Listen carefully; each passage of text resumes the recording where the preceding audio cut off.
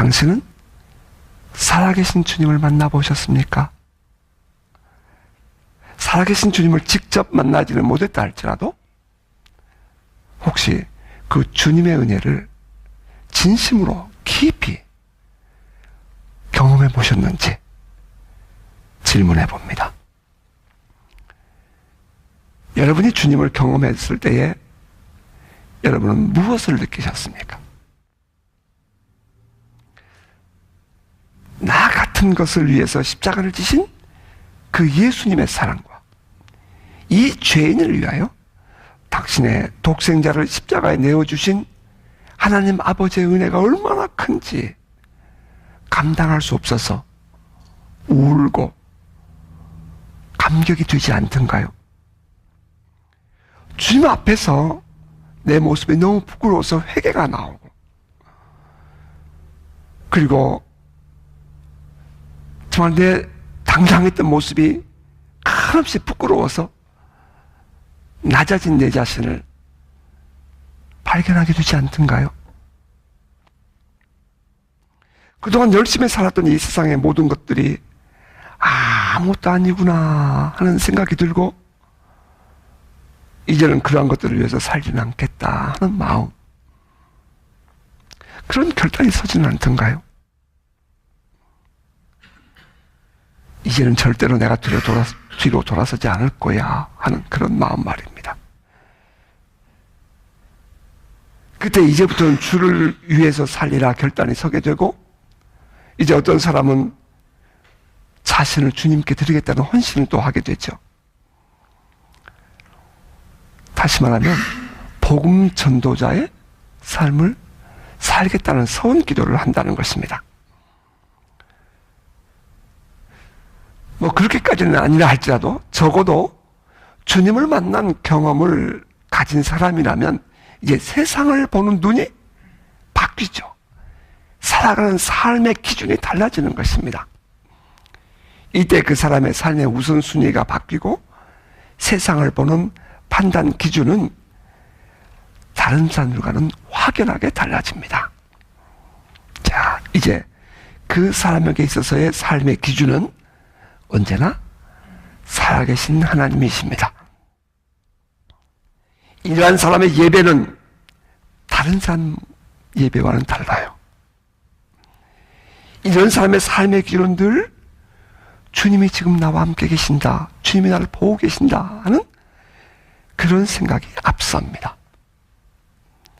따라서 실수를 하거나 혹은 넘어지면 곧 회개하게 되고 주님의 마음을 아프게 한 것을 깨달아서 주님께 돌아오게 돼요. 다시 말하면 세상에 살면서도 살아계신 하나님과 관계가 분명한 삶을 살게 된다 하는 것입니다. 이런 사람은 이제 다른 사람들이 어떻게 교회 다니고 있고 어떻게 신앙생활을 하고 있는지 미안하지만 그 손해가 보이는 것입니다. 저건 아닌데 하는 그런 아쉬움이 우리 속에 들어오게 되는 거예요.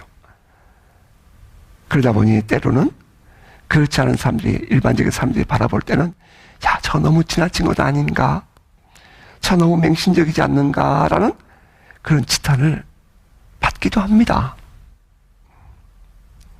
그런데 정말 주님을 만나서 변화된 사람은, 정말 주님을 경험해서 변화된 사람은 그 어느 누구도 손댈 수 없는 지고한 가치가 뚜렷하기 때문에 이제 그 사람은 세상 풍파에 흔들리지 않고 살아갈 수 있게 되는 것입니다. 여기서 이런 단어 안 쓰고 싶지만 이제 가짜와 진짜가 구분되는 것입니다. 성령 받아 주를 섬기는 사람과 단순히 배워서 신앙생활하는 사람의 차이는 분명합니다. 이는 마치 점쟁이가 신이 내려서 점을 치는 사람과 배워서 하는 점쟁이는 다르다는 것과 비슷합니다. 목회도 마찬가지예요. 우리의 신앙생활도 마찬가지입니다. 어쩌면 말이죠, 세상적인 말 잘하고 사람들 비유 잘 맞추고 사람들 편하게 하는 일은 신이 내려서 하는 점쟁이보다는 배워서 하는 점쟁이가 훨씬 잘합니다. 왜 그런 줄 아세요? 신 내린 사람은 매우 직선적이거든요. 이건 이거고 저건 저거가 분명하거든요. 꼭 그렇게만 말할 수는 없지만 성령 받은 사람과 그렇지 않은 사람은 분명히 차이가 있다 하는 것을 우리는 알 수 있습니다. 여러분, 이것은 아무리 아니라고 얘기해도 부인할 수가 없는 사실이에요. 살아계신 주님을 경험한 사람과 그렇지 않은 사람도 차이가 있음을 우리는 인정하지 않을 수 없다는 사실을 말하지 않을 수 없어요.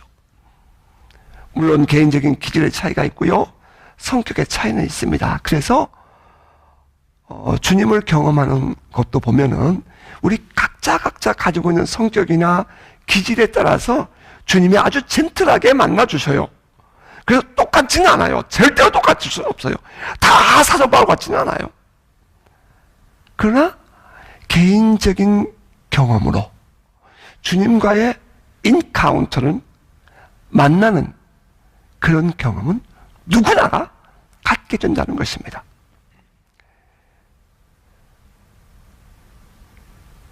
어떻든 간에 우리가 분명하게 말할 수 있는 것은 주님을 만난 사람과 그렇지 못한 사람은 신앙의 혹은 삶의 모습이 다르다 하는 것입니다. 여러분 동의하십니까? 오늘 본문, 이 본문을 이해하고 해석함에도 저는 충분히 오해의 소지가 있다라고 말하고 싶습니다. 이 내용은 굳이 사도행전을 기록한 누가가 기록해 놓지 않아도 될 듯한 그런 내용이에요. 구태여 바울과 바나바가 심히 다투었다, 그래서 서로가 헤어졌다 하는 이런 내용을 꼭 기록해야 할 필요가 뭐가 있어요? 그냥 따로따로 헤어져서 갔다 이러면 될 것을.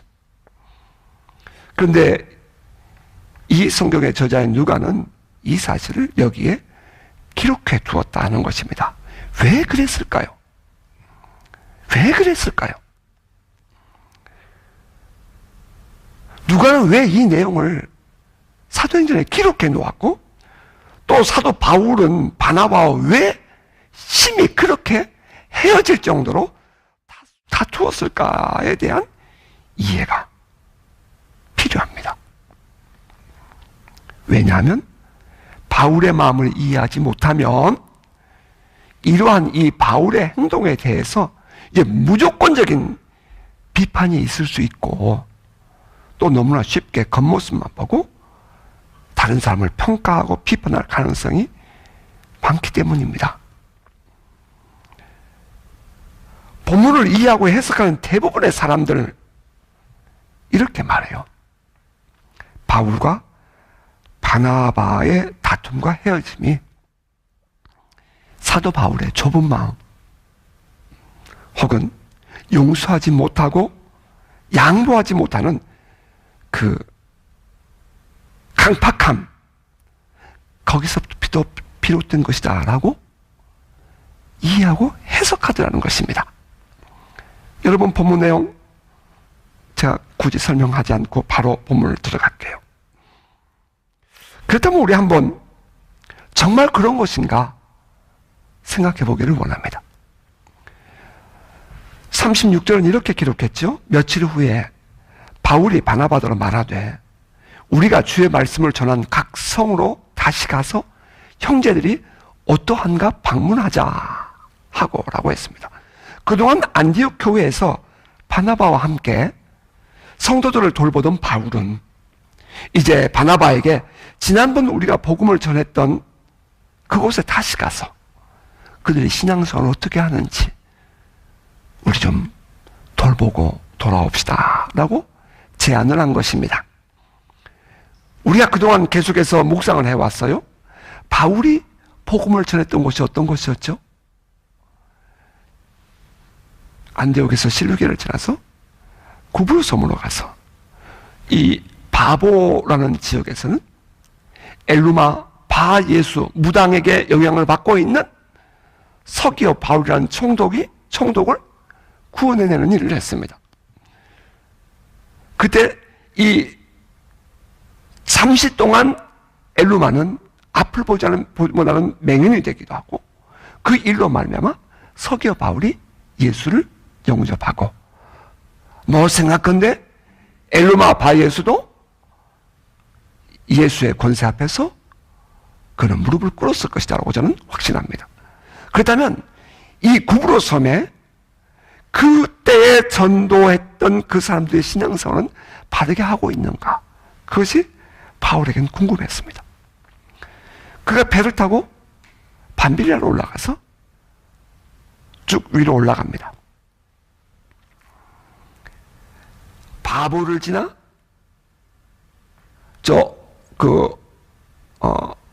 이고니온으로, 그리고 비스디아 안디옥으로, 루스드라와 더베로 이렇게 쭉 이동을 하게 되는데, 이 바보에서 복음을 전하고 올라갔던 곳이 같은 안디옥인데 지역이 비스디아 지역이에요. 그래서 우리가 비스디아 안디옥이라고 부르는 겁니다. 그 비스디아 안디옥에서 복음을 전할 때에 많은 사람들이 이방인들까지, 예수를 믿게 되잖아요. 헬라인들까지. 그러니까 이제 은근히 유대인들이 시기가 나고 질투를 하기 시작하죠. 이제 그들이 또 옮겨서 이고니온에 갑니다. 이고니온에 갔는데 반대하는 사람들이 있었어요. 그러니까 이제 그 거부하는 사람들을 붙잡고 또 복음을 전하면서 그 이고니온에서도 많은 사람들이 예수를 믿게 됩니다. 그들이 다시도 이제 이거 돌로 치료하니까 도망을 쳐서 루스드라로 가게 되는데, 결국은 저 안디옥과 이고니온에서 따라온 유대인들이 이제 사람들을 선동해서 돌로 쳐서 바울이 죽은 줄 알고 성 밖으로 내버리는, 내침을 받는 그런 어려움을 겪기도 하죠. 그가 깨어나자마자 다시 루스드라 들어가서 또 그들에게 신앙생활을 잘하고 성도들에게 격려하고는 그 다음 더베로 옮기게 되고요. 루스드라에서 바울은 분노하는 유대인들에게 돌에 맞아 죽을 뻔했던 그런 아픔을 겪었습니다. 그래서 돌아오는 길에, 그들이 거꾸로 돌아오는 길에 비스디아 안디옥과 이고니온, 루스드라에서는 그 유대인들이 박해를 견딜 수 있도록, 어려움을 견딜 수 있도록 교회 장로들을 세워두고 그들을 격려해 주는 일을 하고 돌아왔지 않습니까? 늘 바울의 마음에는 이제 그 성도들이 들어있는 것입니다. 과연 그들은 박해를 받으면서 끝까지 견디며 신앙생활을 잘하고 있을까 하는 것이 바울의 마음을 괴롭게 했습니다. 왜냐하면 바울도 그때에 심한 박해를 경험했기 때문입니다. 돌에 맞아 죽을 뻔하면서 복음을 전했고, 그 모습을 보면서도 복음을 받아들인 성도들이 있기에 바울에게 있어서 그들은 매우 남달랐습니다. 지난 1차 선교 여행에 대한 마음은 바나바와 바울이 분명히 달랐을 것임에 틀림이 없습니다. 바울은 바나바에게 지난번에 복음을 전한 각성에 다시 가서 그들의 신앙생활을 돌아보자라고 제안합니다. 그러자 그 말이 끝나자 바나바가 대답합니다. 마가라는 요한도 데리고 갑시다. 마가라는 요한도 데리고 가자. 바나바의 뜻이 뭐죠? 위로자 혹은 권위자, 그런 뜻 아닙니까? 그 이름 그대로 그는 마음이 부드러운 사람이었어요. 평소에도 사람들 사이에서 서로를 잘 화합하게 하는 성품의 사람 아니었습니까? 바울이 다메섹 도상에서 부활하신 그리스도를 만나고 변화되어서 이제 그가 새로운 사람이 되어 후에 예루살렘에 가서 예수님의 제자들, 베드로를 비롯한 제자들을 만나고 싶어 했습니다. 그런데 제자들의 입장에서는 저 사울을 어떻게 믿냔 말입니다. 그러니까 만나기를 꺼려하고 있을 때에 바나바가 툭 튀어나와서 다메섹에서 사울이 어떻게 하여 예수를 만나게 되었고 그가 그 이후에 어떠한 삶을 살고 있는지를 예루살렘 교회의 지자들에게 가르쳐 전달해 주면서 서로를 화해케 하는 피스메이커 역할을 했습니다. 유대인들이 그 바울을 죽이고 싶어 할 때에 예루살렘 교회 이 사도들과 제자들이 타소스에 가 있으라고, 너의 고향에 가 있으라고 보내지 않습니까? 그래서 그곳에 가서 상당한 기간을 타소스에 머물러서 복음을 전하고 삽니다. 그동안에 안디옥 교회에서 복음을 전하던 바나바가 저 다소 지방 쫓아 올라가서 바울을 데려와서 안디옥 교회에서 함께 또 복음 사역을 하게 됩니다. 바울과 사회의 그 교회들의 어려운 모든 과정도 바나바가 중재를 해서 화해를 시켰던 사람이에요. 따라서 이번에도 이 바나바는 마가를 데리고 갑시다 라고 제안을 한 겁니다. 그런데 그에 대한 바울의 반응이 단호합니다. 성경은 이렇게 기록했어요. 바울은 밤비리아에서 자기들을 떠나 함께 일하러 가지 아니한 자를 데리고 가는 것이 옳지 않다 하며 아주 한 문장 딱 간단하게 답을 썼습니다. But Paul did not think it wise to take him. 그를 데리고 가는 것이 현명하지 못해. 마가를 데려가는 것은 현명한 우리의 판단이 아니야. 바울이 그렇게 말해버리는 거예요. 왜냐하면 그때도 밤빌리아에서 우리를 버리고 그냥 갔잖아. 이렇게 말을 했다는 겁니다. 우리는 여기서 이 바울의 표현 충분히 이렇게 해석할 가능성이 있다 하는 것을 먼저 생각해 봅니다. 바울은 일 중심의 사람이고 바나바는 사람 중심의 사람이다.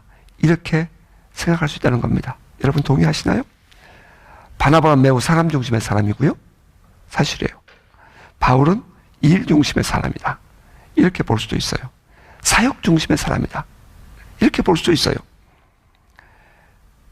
바울이 마가를 데려갈 수 없다고 한 이유가 그의 말에서처럼 함께 일하러 가지 않은 자라는 그 이유 때문이었을까요? 그래서 사람들은 바울을 아주 냉정한 사람이다. 일만 하는 사람이다. 저 사람은 일 중심의 사람이다. 이렇게 평가하기도 합니다. 뿐만 아니라 두 번째로 바울은 용서가 되지 않고 마음이 좁은 사람쯤으로 평가된다는 것입니다. 마가가 한 번 그랬다고 해서 다시 기회를 주지 않고 단호하게 잘라버리는 듯한 그의 행동은 마치 마가는 도저히 용서가 안 되고 사랑도 안 되는 그런 사람처럼 바울이 보고 있는 것 아닌가 생각된다는 것입니다. 바울이 그렇게 차갑고 용서가 안 되는 그런 사람이었을까요, 여러분? 바울의 서신서에 반복되어 언급되는 용서, 화해, 포용, 이해, 관용, 사랑, 이것은 자기는 감당하지 못하면서 교회들에게 그렇게 하라고 말하는 바울이었을까요?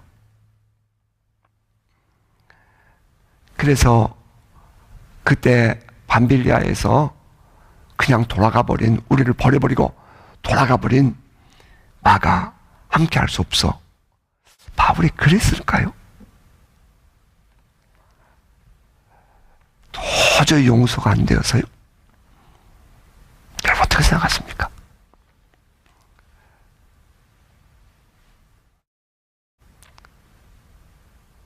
어쩌면 그런 경우가 있을 수도 있죠. 나에게 깊은 상처를 준 사람, 그 사람만큼 도저히 용서가 안 되고 용납이 안 되는 사람, 있을 수 있다고 생각합니다.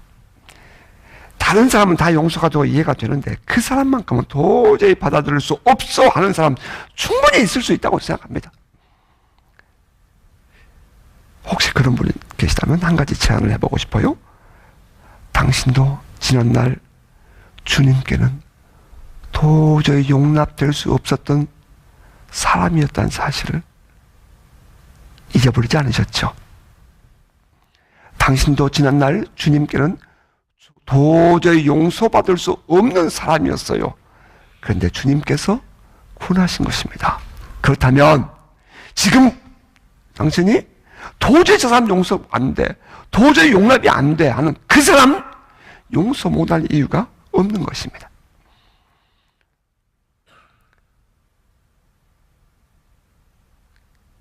우리 안에 혹여나 용서가 되지 않고 용납이 되지 않는 사람이 있다면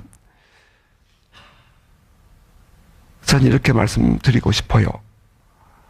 주님께서 그렇게 하라고 말씀하셨다면 여러분 어떻게 하시겠어요?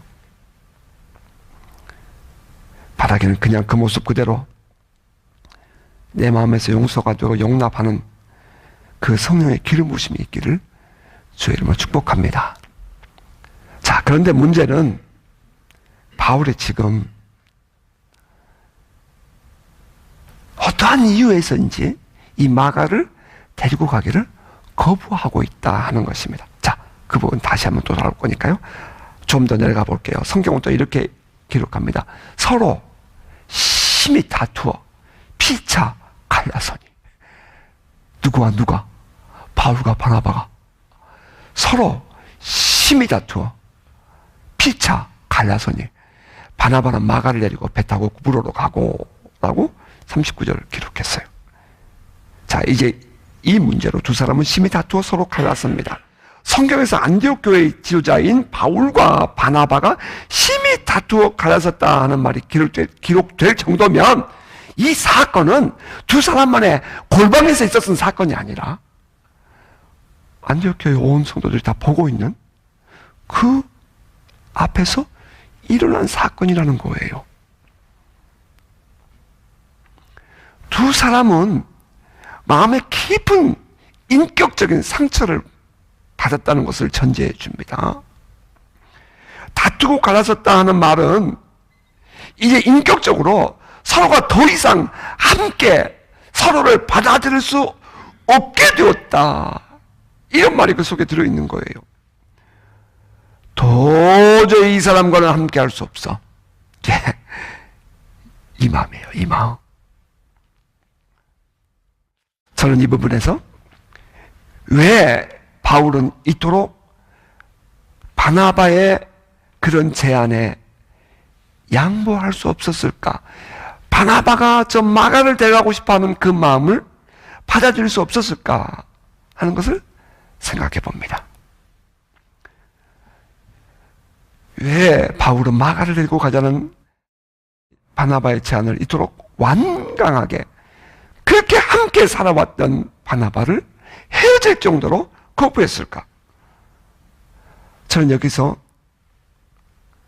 주님을 만나고 변화된 바울, 주님을 만나고 변화된 바울을 생각하지 않을 수 없었습니다.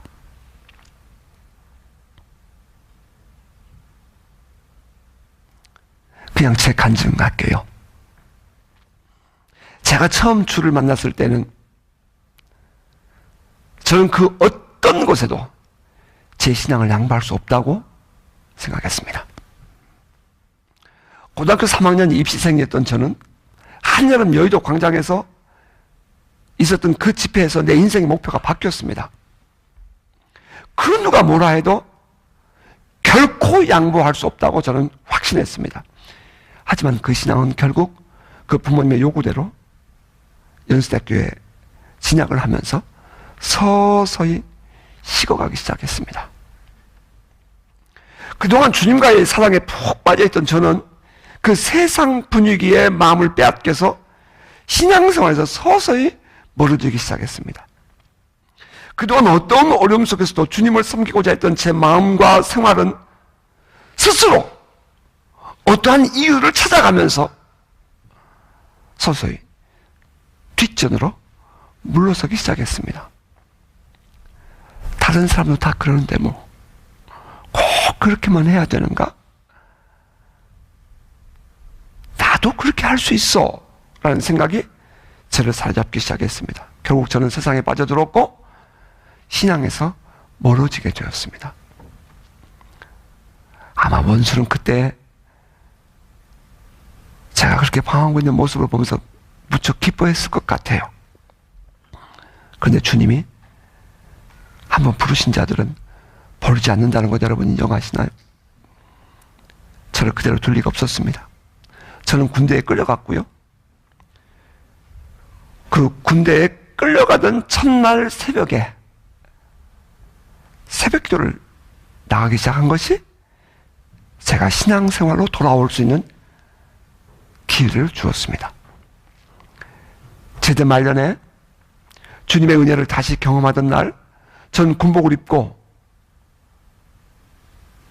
부대 밖에서 있는 한 부흥회에 참석을 했는데 밤새껏 그 교회 마룻바닥에 뒹굴면서 엉엉 울었습니다. 정말 밤새껏 울었습니다. 그때 저는 제가 사랑하는 주님께 내 모든 생애를 드리기로 다시 또 결단했습니다. 이제부터는 그 어느 것도 주님과 부딪히는 것은 양보하지 않기로 결심했습니다. 그 어느 누가 내가 사랑하는 주님을 조롱하거나 함부로 말하는 것을 받아들일 수 없었습니다. 저는 주님과의 사랑에 온전히 사로잡혀 있었습니다. 주일 예배를 향한 나의 마음은 그 어느 것으로 방해받을 수 없었고, 사랑하는 주님을 만나고자 하는 저의 마음은 그 어느 것으로도 대신할 수가 없었습니다. 교회를 못 가게 하면 빠따를 맞으면서 교회를 갔고, 내가 주님 사랑하는 그 마음을 누가 비아냥거리면 참을 수 없는 분노감으로 힘들어했습니다. 저는 주님과의 사랑에 온전히 사로잡혀 있었습니다. 언젠가는 집안에 큰 행사가 있었는데 그 이후에 예배를 마치고 참석하는 바람에 저희 가정에 아주 큰 어려움을 겪기도 했습니다. 차라리 손해를 보고 사람들에게 조롱을 받을 망정 주님께 드리는 예배 시간만큼은 절대로 양보할 수가 없었습니다. 함께 복음을 전하러 가기로 한 사람이 약속을 어겼을 때 느꼈던 분노감, 제 속이 좁아서가 아니라 주님을 향한 그 사랑에 배신감을 느껴서 무척 힘들었습니다. 때로는 신앙을 자기 유익을 위해서, 자기 이름을 내기 위해서 이용하는 사람들을 만나면 제 안에 참을 수 없는 화가 나고 거부감이 생겼습니다. 주님을 만난 후 저는 모든 생각이 주님께 있었습니다. 사랑하는 주님께 어떻게 기쁨을 드릴까? 어떻게 나의 사랑을 표현할 수 있을까? 이게 푹 빠져 있었어요. 그래서 젊은 나이, 뉴질랜드 나이로 따지면 24살입니다. 어떻게 하면 내가 주님께 내 사랑을 표현할 수 있을까?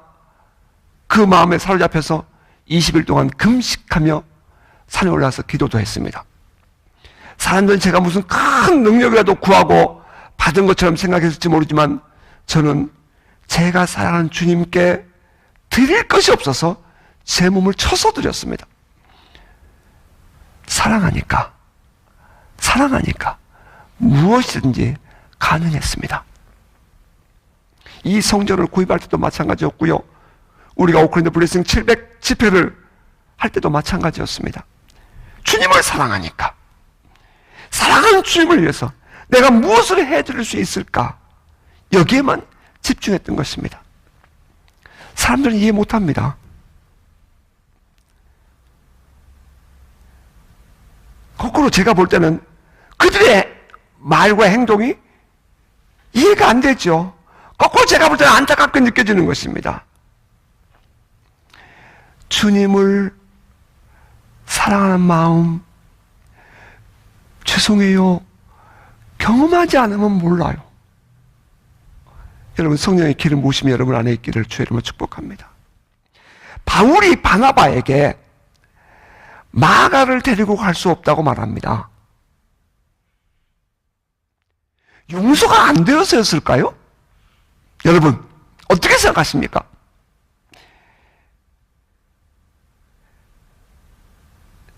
바울이 말입니다. 반빌리에서 돌아가 버리는 그 마가의 행동에 대해서 이해가 안 되고, 또 바울이 마음이 좁아서 마가를 거부하는 것이었을까요? 그것은 세상 사람들의 평가입니다. 주님을 경험한 사람이라면 지금 바울의 그 주님을 사랑하고 주님께 헌신했던 마음, 전 충분히 이해할 수 있다고 생각합니다. 내 자식인들 용서가 되겠어요? 내 부모들 내가 용서할 수 있었겠느냐고요? 그럴 순 없죠. 마음이 좁아서가 아니에요. 용서가 안 돼서가 아니에요. 화가 나서가 아니에요. 내가 사랑하는 주님께, 내가 사랑하는 주님의 영광에 손을 대고 내가 사랑하는 주님과 한 그 약속을 버린다는 것이 바울은 감당할 수가 없었던 거예요. 사람들은 은혜 받은 사람이, 주님을 만났다는 사람이 왜 그렇게 마음이 좁으냐고 말할지 모르겠어요. 하지만 다 양보할 수 있어요. 그러나 한 가지 양보가 되지 않는 것이 있어요. 주님을 사랑하는 마음. 주님을 우선하는 마음만큼은 절대로 양보가 되지 않는 것입니다. 바울과 바나바가 심히 다투었다고요? 바울의 이 심정을 이해하지 못하면 사람들은 바울을 향해서 충분히 그렇게 비아냥거리며 말할 수 있어요.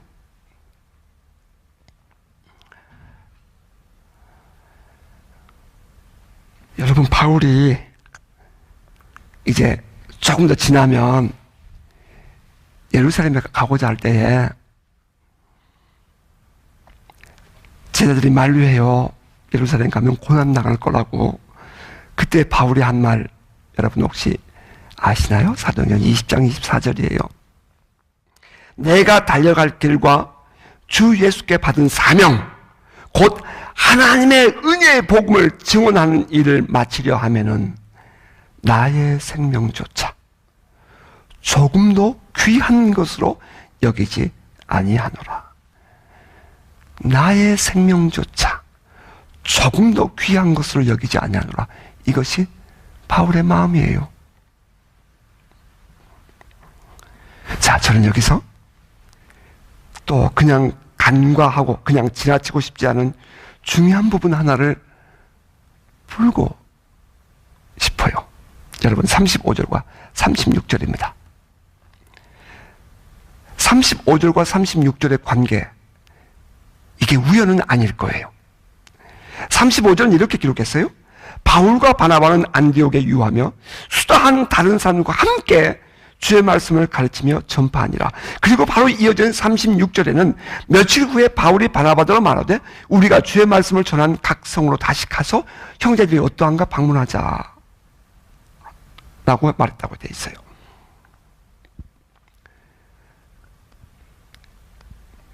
아울러서 바나바가 마가를 데리고 구브로로 가고 바울은 실라를 데리고 수레와 길리가로 갔다고 했는데, 또 마가와 실라는 언제 안디옥교로 왔는가 하는 질문이 생기는 것입니다. 왠지 아세요?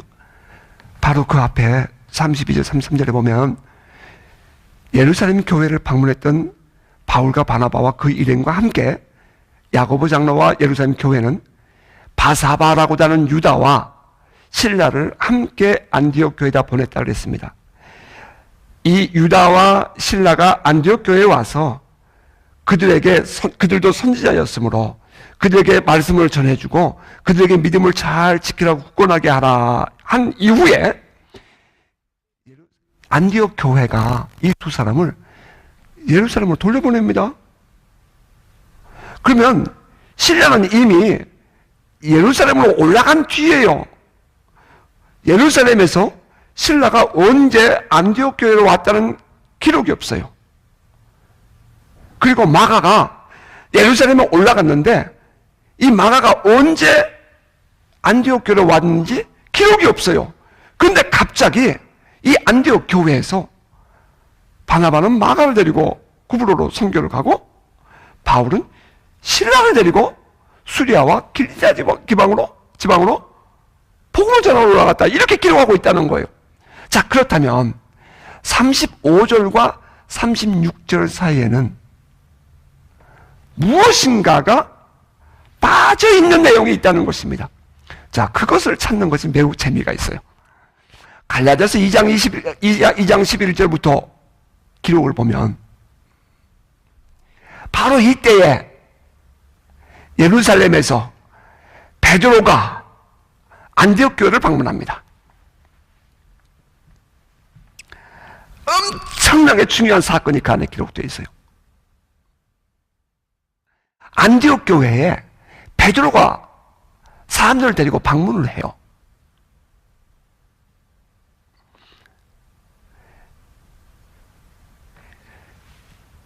그 안디옥 교회는 이방인들이 많으니까 함께 이방인들과 식사를 했어요.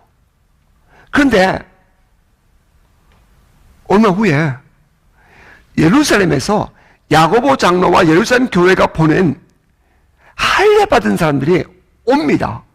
그랬더니 베드로가 갑자기 이방인들과의 교제를 딱 끊어버리고 이방인들과 같이 밥 먹지 않은 것처럼 그렇게 행동을 하는 거예요. 갑자기 베드로가. 옆에서 누가 보고 있어요? 바울이 보고 있잖아요. 아니, 이 사건 바로 앞에 예루살렘 교회가 총회를 할 때에 이방인들에게도 복음이 전해져야 된다고 성령이 그렇게 하셨어. 내가 고넬료까지 가서 했을 때 이렇게 했었어. 라고 말했던 베드로란 말이에요.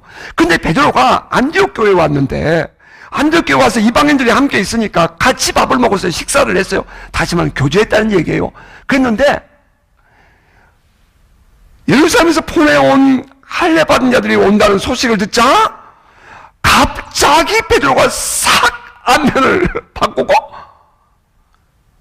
이방인들을 멀리하는 거예요. 그러니까 바울이 보고 화가 잔뜩 나버린 거예요. 이중적이지 않냐 이 말이에요.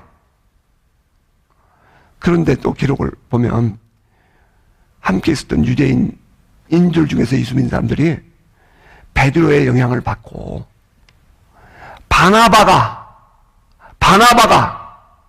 똑같은 행동을 했다 이 말입니다. 이러니까 바울이 화를 벌컥 내버려요. 안디옥 교회 교훈들이 다 있는 자리예요. 할례 받은 사람들이 다 한 곳에 같이 있었다고요. 거기서 베드로가 공개적으로 우리의 구원은 하나님의 은혜로 구원을 받는 것이지 율법을 행함으로 구원을 받는 것이 아니거늘 당신들이 이 외식하고 있지 않느냐라고 책망을 해요. 와, 저는 그 35절과 36절 사이에 이 사건이 있었다는 것을 깨닫게 되었을 때에 깜짝 놀랐어요.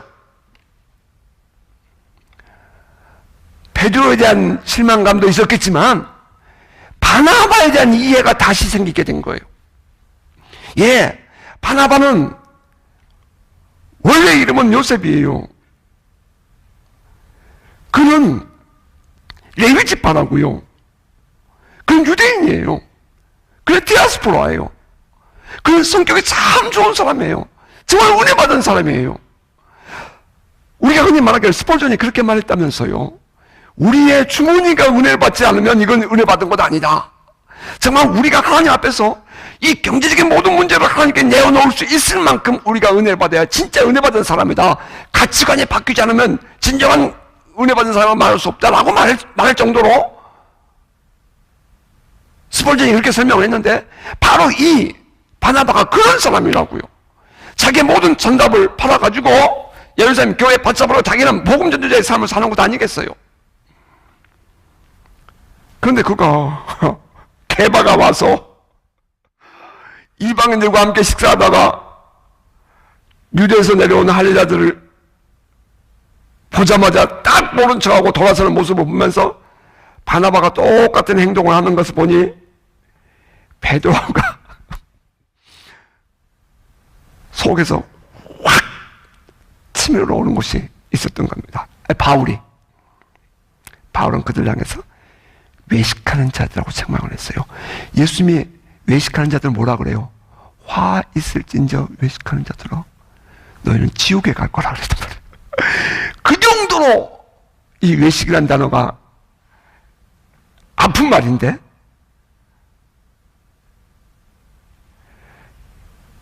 바울이 게바와 바나바 그리고 그곳에 있었던 교회 지도자들에게 책망을 합니다. 여러분, 바울이 말하는 이 율법과 은혜 우리 언제 한번 같이 또 묵상하고 또 정말 우리의 신앙생활 한번 돌아보십시다. 자, 그런데 그 사건이 있었어요. 그리고는 바울이 바나바에게 우리 지난번 전도회 갔던 곳 한 번 더 가자고 제안을 하는데 바나바가 마가를 데리고 가재요. 바나바가 여러분 유대인이에요. 근데 이방인의 전도자였다고요. 근데 할례 받은 자들이 오니까 자기는 이방인들과 식사도 안 하고 교제도 안 한 것처럼 딱 외면하는 이중적인 모습을 봤단 말이에요. 그러면서 바울의 마음에 바나바를 향한 마음에 상처가 있었어요. 그런데 그 바나바가 마가를 데리고 가재요. 지난날 그 밤빌리아에서 어려운 일을 이방인들에게 가서 복음을 전하는 어려운 일을 감당해야 될 때에 도망을 쳤던 예루살렘으로 떠났던 그 마가를 데려가자는 모습 이야기가 마치 똑같은 패러다임, 똑같은 그림을 마가에게 가져가는 같은 그런 아픔을 볼 수 있다고요.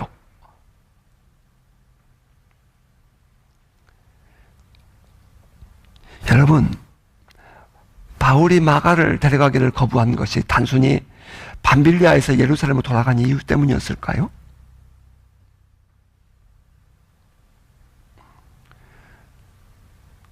또 한 번 생각해보면 여러분 루스드라에서 그 분노하는 유대인들이 사람들을 선동해갖고 돌을 막 집어 던지잖아요. 바울과 바나바가 같이 있었을 텐데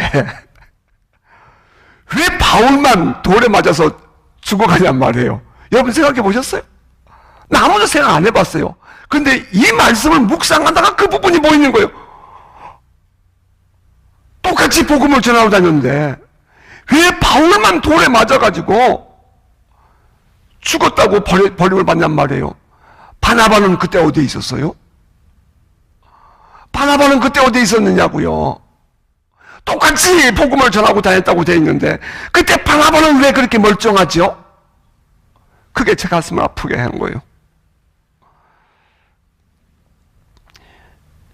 일반적인 세상 사람들, 심지어는 일반적인 신앙인들조차도 말입니다. 교회 안에 일반인들이죠. 그 사실 교회 안에 세상 사람들이라고 말할 수 있을 거예요. 바나바는 지혜로운 처신을 할 줄 아는 사람이라서 그래. 여러분, 바나바는 상황에 맞게 처신할 줄 아는 사람이라고 그래. 바울이 고지식해서 그런 거야. 여러분, 정말인가요? 유대인들이 유별나게 바울을 싫어하는 이유가 무엇이었을까요? 심지어는 예수를 그리스도라고 믿는 그 사람들, 같은 유대인 출신의 신앙인들이었지만 그들이 볼 때 왜 바울은 눈에 가시처럼 보였냐 이 말입니다.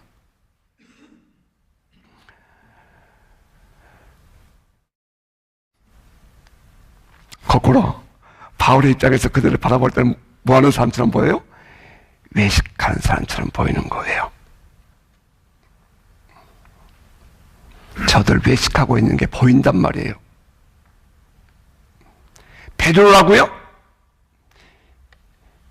많은 성도들 앞에서 바울이 말해요.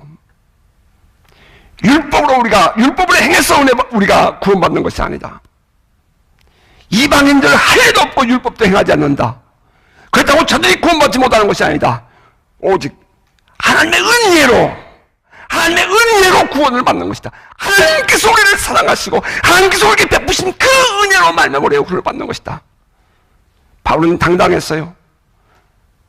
베드로의 감추어진 외식이 드러나는 거예요. 바나바의 감추어진 외식이 드러나는 거예요. 마가의 감추어진 외식을 바울이 본 거예요. 엄청나잖아요. 결국 이미 바울은 바나바에 대한 동역자로서의 마음이 닫힌 상태였을 것임이 틀림없습니다. 율법을 행함으로가 아니라 하나님의 은혜로 구원을 받는다는 확고한 신앙에 선 바울의 입장에서 바나바의 이러한 행동은 결코 용납될 수 없는 행동이었습니다. 바울의 이러한 신앙은 이제 앞으로 우리가 기회가 되면 갈라디아서를 함께 묵상해보면 그의 신앙이 더욱더 분명히 드러날 것입니다. 안디옥 교회의 성도들이 보는 앞에서 바울은 베드로와 바나바를 책망했다라고 갈라디아서 2장은 기록합니다. 자, 그럼에도 불구하고 바울은 바나바에게 함께 지난날 복음을 전했던 곳으로 다시 가자라고 말했다는 것. 참 바울이 그래도 바울이었구나 하는 생각을 갖게 합니다. 말씀 맺겠습니다. 오늘 저와 여러분 우리들의 신앙생활은 어떤가요? 어쩌면 좀 더 분명해지고 복음 안에서 뚜렷해져야 할 이유가 있지 않을까요? 적당히 율법적인 생활을 주장하며 정죄와 비판을 서슴지 않는 그 종교적인 그리스도인들의 모습을 닮아가고 있는 것 아닌가 하는 질문입니다. 처음 주를 만났을 때의 감격과 첫사랑을 잃어버리고 은근히 교회 안에 세상 사람들과 타협을 하며 어디 안에? 교회 안에 세상 사람들과 타협을 하며 눈치를 보는 신앙인으로 전락해 가고 있는 것은 아닌지 우리는 우리 자신을 솔직하게 하나님 앞에서 돌아볼 수 있기를 바랍니다. 오늘의 본문이 주는 교훈, 여러분 다시 한번 묵상해 보세요. 저는 이 본문을 통해서 여러분에게 어떠한 삶을 살라고 권하고 싶지는 답은 드리지 않겠어요. 바울이 지금 몸부림을 치고 있는, 바울이 무엇을 붙잡고 있기에 이렇게 몸부림을 치고 있는가 하는 것을 여러분의 입장에서 생각을 해보고 여러분의 관점에서 이해를 해보면서 여러분, 나는 어떻게 살 것인가? 나는 어떻게 살아야겠는가? 하는 그런 결단이 여러분 안에 세워지기를 원해요. 우리의 모습 다시 한번 보면서 주님 그렇습니다. 제 안에 이 바울의 영성을 부어주옵소서. 우리의 기도가 되기를 주의 이름으로 축복합니다.